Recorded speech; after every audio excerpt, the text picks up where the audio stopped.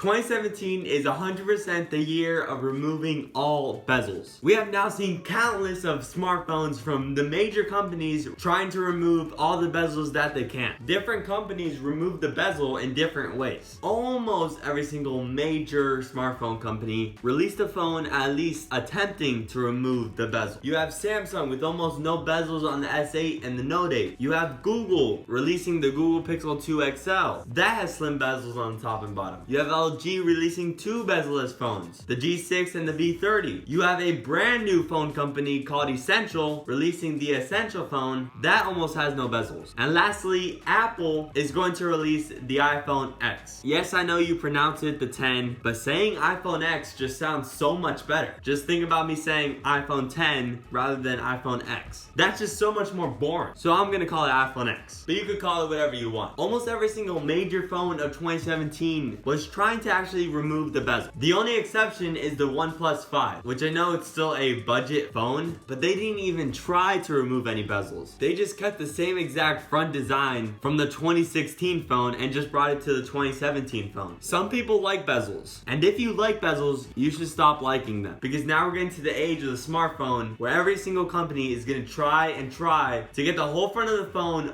100% display. That means no bezels at all. That's the future of smartphone. You could already see it this year. The iPhone X is almost 100% display, just except for that slim notch on the top. The Samsung Note 8 is almost 100% display, just a slim bar and bezel on the top and bottom. That's it. But removing all bezels brings up some issues. Look, I'm all for companies removing all bezels. Look at the iPhone X, it's beautiful. Look at the Note 8, that's beautiful. Having almost 100% display makes the phone look good, but there is consequences that's gonna start to come up in the next upcoming years. First of all phones are gonna start to look the same. You might think, well, yeah, we have this problem right now. Phones already look the same, especially with OnePlus copying the iPhone 7 Plus. I mean, just look at the back of those two phones. If you don't tell me OnePlus copied the iPhone 7 Plus on this one, I don't know what evidence you have. So we got companies like OnePlus and other Chinese companies already copying the flagship phone. But this is gonna become an even bigger issue as all phones move to 100% display. We are already starting to see this problem. Just look at the Samsung Note 8 next to the LG V30. The front of those two phones look exactly the same. You truly can't tell the difference between them, except for that the Note 8's display curves a little bit. That's the only difference. Sure, of course, the back of the phones are always gonna look different, unless you know OnePlus keeps on copying Apple. Phones are always most likely gonna look different on the back, but on the front, they are going to look the same, and that is a problem. Who wants all phones to be the same? Not me, that's for sure. The second problem is the price. OLED displays cost a lot of money. That's mostly the reason why the iPhone X costs so much money. That's why it costs $1,000, is because of that OLED display. And the iPhone X isn't the only example. The Note 8 is also the most expensive Samsung phone ever, at $930. So Apple isn't the only company at fault. As more and more companies remove the bezel, the prices are gonna go up with that. And that's just another consequence of it. Thirdly, the fingerprint sensor is going to slowly die out. I'm saying this right now. Facial recognition is going to take over fingerprint recognition. Apple's planning to phase out Touch ID next year in 2018, so that a single new product from Apple is not gonna have Touch ID and it's only gonna have Face ID. I agree with them. Face ID is better than Touch ID. It's more secure and it allows for extra features. But for the people that still love Touch ID, with phones going to 100% display, where is Touch ID gonna go? Yes, it could go on the back, but then that just means every company will look the same with Touch ID in the back. Unless you do it like Samsung and put it in the most awkward position ever. There's companies like Qualcomm that's trying to put the fingerprint technology into the display, but I'm sure that's not gonna be ready for another year to put into full mass production. And with Apple adopting this 3D facial recognition system, other companies are gonna follow Apple in doing that. So with the iPhone X almost full 100% display, it doesn't have Touch ID. It only has Face ID. And I'm sure other companies are gonna follow in that movement. In my case, I think the death of Touch ID is gonna be correlated with the death of all bezels. It's gonna come around the same time. The start of this trend of removing all bezels is going to cause for an interesting future. The question is the world ready for this future? I sure love phones trying to remove all bezels, but is this gonna hurt us in the future? That's the question.